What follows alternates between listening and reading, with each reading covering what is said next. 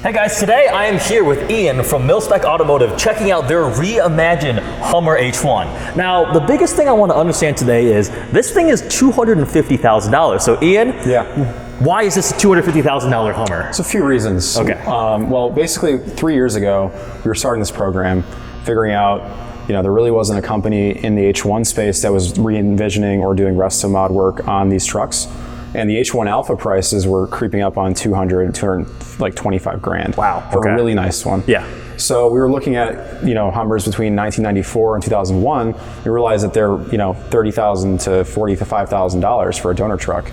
So we start from, the frame and basically repackage the entire powertrain with a new engine and new interior and really modernize the whole truck. So with the donor truck and the full restoration, you kind of get close to that number pretty quick. Okay. So what do you think is the most important thing somebody should know if they're either thinking about buying these or just want to know more about a Mil-Spec Hummer? Sure. Well, there's lots of really good alternatives to buying, a fully done restored truck. You can get a military Humvee for 10 to 15 grand, but you can't register those in most states.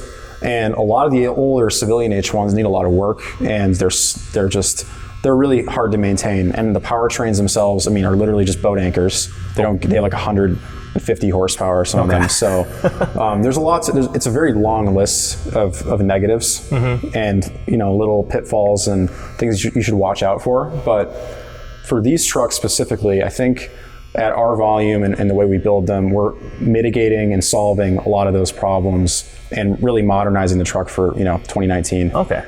Let's talk powertrain. Sure. This thing makes a lot of power. And this one isn't set up, but I have seen one of the Mil-Spec Hummers around a racetrack ripping down. we're at a track day and then it came around the corner. I'm like, that's a Hummer. Wait, that's Ian in a Mil-Spec. Holy crap. So they're track capable, a lot of power. What's the powertrain? So it's a 6.6 liter Duramax. Okay. It's bored out. It's a little bit bigger than that. It's built, in-house, and it's internally balanced and blueprinted. Okay. It makes 500 horsepower and 1,000 foot-pounds of torque. 1,000 foot-pounds of torque. That'll do it. What transmission's running? It's an Allison. It's a T6, so it's a 6-speed. Okay. It's also built, so it handles the power adequately. All right. And there's a few different things we've done to the engine as well, like a different exhaust, different intake, different tune that helps get it up to that 500 number. Do you guys have different power levels, or is that just the one offered right now? That's the one offered right now. We do have a company in California that will build us a 1,000 horsepower package with like a 1,500 foot-pound of torque. Holy crap. Yeah. So it feels powerful. You'll see. All right, we'll hop in and we'll see. This truck's got a little bit more power. It's the company truck. This is 001. We've had this truck for close to 2 years now since it's been built. And we've done a few things to the powertrain and different tunes to help add more power, but this one's pushing close to 600 horsepower. Wow. So that's more powerful than my RS7 but significantly heavier. Do you know how much one of these weighs? It depends on configuration, but I think 7,600 pounds wet. So it's like similar to like a Super Duty or like a heavy duty truck. Yeah. Okay. So what is the primary purpose of this? Like, what are you trying to offer to somebody? So I think the primary purpose of this is to take the H1, which is an iconic vehicle, and really just re-envision what it could be. Okay. And the truck never really had the chance to evolve to the point where it was, the interior it never really evolved at all, in our opinion. It was stagnant. It was just like this truck that came out in, I think, 92 in the civilian market. And it had the same interior design, the same exterior design throughout, most of its life until 2006 when the Alpha came out, when it had the bigger engine, some nicer materials. So we really wanted to say, what if this truck had evolved and what would it look like today? And how can we make, how can we take the H1 and really make a statement that says the Hummer can be, not only classy, capable, and very powerful and easy to drive on the road. So there's a lot of different things that we think that the launch edition, which is this model, offers in this space that we don't really see from other shops or other places. I think one of my favorite things, if I understand correctly, a lot of it is bespoke and custom. You can do almost anything you want. You were just showing us this custom luggage set that matches like the truck that came with it for an owner. That I think appeals to maybe a lot of buyers. That's something you really offer hand built. This is going to be the new final assembly. This is the new final assembly. It's the new building. We're going to do everything in here, all powertrain work, electrical work, upholstery. And it's cool because at this volume, we build about 7 a year right now. the customer can come in and that makes say, Pagani look high volume.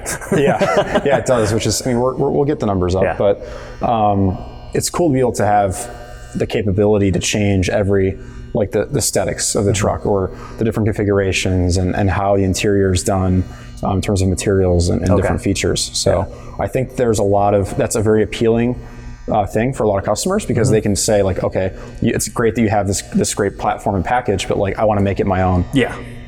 So, truly custom. Yep. That's awesome. Well, you want to hop in and we'll go out see what it's like on the road. Let's go for a spin, man. Go drive a $250,000 Hummer. We are setting off in the $250,000 Mil-Spec Hummer. This is vehicle 001, so this is your first one. Yeah, this is our first one from last year's production. Okay. So this is kind of the guinea pig and also the bastard child out of all the trucks we built. It gets all the prototype stuff on it? It does, okay. Yeah. It gets all the new content and gets the shit kicked out of it all the time. Okay. Off-road and, you know, during these press drives and stuff. Well, first initial impression is this is my first time in a Hummer, let alone an H1. First time in a vehicle of this scale and magnitude and segment. It's gigantic. I feel the seating position is crazy. Like, it's a huge vehicle, but I feel like I'm about to fall off the side of the car. Like, I am all the way in the door. Yeah. And then Ian is like 3.5 miles away. I couldn't even reach him. Like I said, it's the perfect car for dads and their daughters on prom night. Stay as far away from my daughter as possible. Jesus. All right. The steering wheel is shockingly small. Like I expect something bigger, but Ian made the point that if it was bigger, it would just hit your legs. You wouldn't be able to turn it. Yep. Visibility is surprisingly good, even though everything is like vertical. You can see out of it pretty well. All right, what else do you think I should know about this thing, like driving-wise? You mentioned it has portal axles, so it is supremely capable off-road. And it's that little rocking sensation that you experience when you come to a stop at this red light up here. That's from the portal boxes. Okay. You know, we have an upgraded steering box, better brakes. You know, we have the 6.6 Duramax, so power, stopping, steering is all adequate. Okay, whoa, that does feel weird. I've never felt that before. It's a little weird. Okay. But it is wide, and you have to be cognizant of. Yeah, it is. I feel like I'm wider than the lane itself right now. You fit inches to spare on both sides. How do you park this thing anywhere? You get used to it really quick. Really? Because you sit up so high, it's easy to kind of place four corners of the truck. Okay. And I guess you are on this edge of it, so you know where this side of the corner is, and then I just line up the garage door. This fits in the garage. What? Yeah.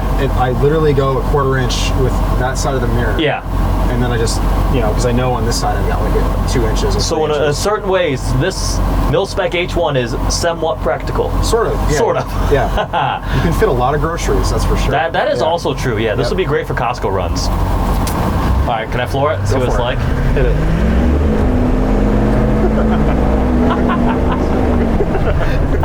Wow! So big tires. Yeah, massive tires. Vehicles of this side is like, the performance is even more staggering because you don't expect something to do that. It's like you feel the throwback and it's just so massive. The steering is extremely light, as to be expected. On the road, it's actually not bad. I expected a lot less refined, honestly. Because it's a Hummer from the basis, but you've done a cool job in making it feel a lot more solid and not luxurious, but like at least somewhat refined, I feel. Yeah, it's hard with these trucks because it's got an aluminum body which tends to flex. So it's hard to get all of the, you know, the NVH down. Yeah. So it's got about 5 layers of sound deadening throughout the interior of the cab to get rid of that driveline noise and road noise. Okay. So you can have a conversation. Oh yeah. In a lot of trucks, you know, lifted Wranglers or you know, I've been in big F-250s with big tires on them, and sometimes it gets a little bit obnoxious with mud terrain tires. I was just driving a whatchamacallit, a Gladiator Rubicon. Yeah. And on the I was like, this thing sucks on the road. And honestly, this isn't any worse than that. Yeah. Which, given how much more capable, how much bigger it is an accomplishment for sure. Well, it's a soft top, so you get a little bit more road noise, especially at highway speeds. Okay. But this is a really well insulated top. Yeah. This is an experience unlike anything I've ever been in. So, I mean, we have to talk about the price. It's $250,000. So, is it a $250,000 experience? And I think you got to look at it as if it's different and unique. Somebody who's shopping in this segment, they could afford an Urus or a Bentayga or a really nice Range Rover, whatever. This is completely different in terms of fully bespoke, the hand built. It is extremely capable. We could go off-road. We could probably just drive straight that way if we wanted to, right? We've been through some actual rivers. Oh, really? Yeah. What's the wading depth? Technically, with the snorkel, you can come up all the way to like the top of the doors. Holy crap! So, would you ever want to do that? With a fully restored truck? Probably not. Because you know it's gonna mess up a lot of. It's gonna destroy the interior. And, you know, but a lot of the material choices on this truck and all of our trucks are intended to be used. So, like this is the side of this interior is like a duck canvas used on an awning. So it's completely water resistant, and then we use waterproof vinyl, and then waterproof JL audio. This is actual leather, right? This is actually vinyl. It's vinyl? Yeah, it's marine grade vinyl. It feels so nice. Yep, we chose a really nice marine grade like leather. Okay. I want to talk about the interior. I mean, it's Spartan, but very nicely done. Everything has been a lot of attention to detail. All the switches in the middle for your accessories. So we've got like AC, light bar, diff block. What else is over there? You've got all of your climate control. You've got your onboard ARB air compressor, which like you can actually use that to change the tire pressure of your tires when you get out of the truck. And also that's used for the air locker for the differential. So there's a diff lock button here. It's got a backup camera too. And you got a heated windshield button. Oh yeah. You can adjust your mirrors. You got USB outlets. So it's kind of it looks Spartan, but then you start looking closer and it's got a lot of stuff there. Yeah, you're not really missing that much content. Yeah, it's got a JL audio system, which is that's definitely nice. This is cool. I can see why this is appealing. It just it would not work in like a big city. It would be a nightmare to drive. But here, like in Michigan, or I imagine Middle East, or that's probably a lot of your demographic. Yeah, most of our trucks so far have been sold in Florida, Michigan, like areas where there's lots of space to drive. I know you said you didn't want to get it muddy, but I want to take one of these off-road next time when it happens. Yeah, we'll talk to Matt. This would be awesome. Yeah, the Holly Off-Road Park. Yeah. This is so cool. The way it looks too. I want to talk about the styling. It looks evil and mean. It does. It makes what GM did with the Hummer with like the H2 and H3 look just plastically pathetic looking piece of the crap. This thing is evil and like the matte black looking finish to it. The way it looks so, and everyone is different too. Yes. I don't think you've built two of the trucks that look exactly the same. No, everyone's got their own theme. I mean, the same basic like interior and all that stuff. But every time we try to get a different theme with each customer, whether that's configuration or interior materials. Each one has their own personality, which is nice. Do you have like this really cool like design process yet for like eventually once a new place is built? I imagine you can go in there and spec your so like Mil-Spec out. So we have like a pretty in-depth like order form and sheet. So I work with the client directly to spec it out. So he picks all the options, or she. And the materials and colors. But then we go back and forth with renderings and sketches for specific types of requests, and it's really fun because you get to work directly with the client. Human being. That's true. And you kind of get to know them and what they like, and each truck just comes out so unique and different. It's nice. I mean, driving this on the road right now, you don't feel, sorry for cutting that person off earlier, but you don't feel like it's unreasonable. You get used to it. Yeah, you get used to it. I've gotten used to it pretty quickly. Like, the seating position is still extremely bizarre. The power is hilarious because you just floor it and it goes, it's crazy. I mean, it makes 1,000 pound-feet of torque, right? Yeah, a little bit more than that. That's absurd. How was the race truck on the track? Honestly, that's a surprising truck. It's really... The way that this truck almost has a 50-50 weight balance. Oh, wow. So because of where the powertrain is. And that's obviously why we're so far apart. So Adam and Chris, my two co-founders, we decided one day, we're like, we've got this leftover development mule. We might as well, they handle pretty well. Why don't we lower one, see what happens? So we put some coilover suspension on it, some bigger brakes, and then we took it around our parking lot at our facility. And we were like, wow, this thing handles great. And then it just kind of snowballed. It's got Pirelli P0s, Sparco seats. They're enormous P0s. It's got 800 horsepower now and 1,500 foot-pounds of torque. And Now it's going to get paddle shifters from HSP diesel. So it's going to be, we're going to try to autocross it and then maybe take it an M1 again. Oh, it's going to be wider than the autocross track. Yeah. It honestly kept up pretty well around the track when you were lapping it until the brakes got a little bit hot. With the right tune, I felt bad because that truck, you know, billowed a lot of black smoke because of the tune. With the right tune, I think we can push it a lot harder next time. You did roll coal on an unsuspecting i3. That poor i3. I actually felt really bad. He just got enveloped. Yeah. That was cool. So I mean, I guess this is the ethos of Mil-Spec. It's custom, bespoke, reimagined. It's like taking trucks, like, you know, everybody loves a comeback story or taking something that had a bad reputation and then just kind of taking the good things about it and then really just fixing all of the negatives. So Mil-Spec tries to focus on military heritage vehicles that, you know, may not have the best reputation. Hence the name. You know, taking vehicles that have military heritage and then really just trying to obviously make them more useful in a civilian context, but also just fix a lot of the negative, you know, connotations or things that were, you know, intended for military use and that don't work so well in a civilian environment. Well, it's certainly unique, different, and badass for sure. Thank you. Appreciate it. Yeah, this has been really cool to hang out, Ian. I mean, I've known you for a couple years now, and it's really cool to see the company come along. Thank you. You actually have vehicles now, a crazy facility. Thank you. Talking about what you've been doing to it, the future plans, and finally getting to drive one of these. Yeah, for sure. This is really cool. Now, if you're a potential client, reach out. If you're looking for a very customized Hummer H1.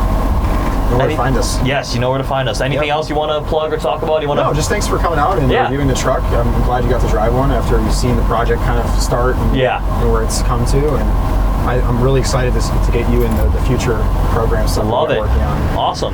Hope you guys like this video. Make sure you check out Mil-Spec. I'll link all the social media, the website below. Thanks for watching. Thanks, guys.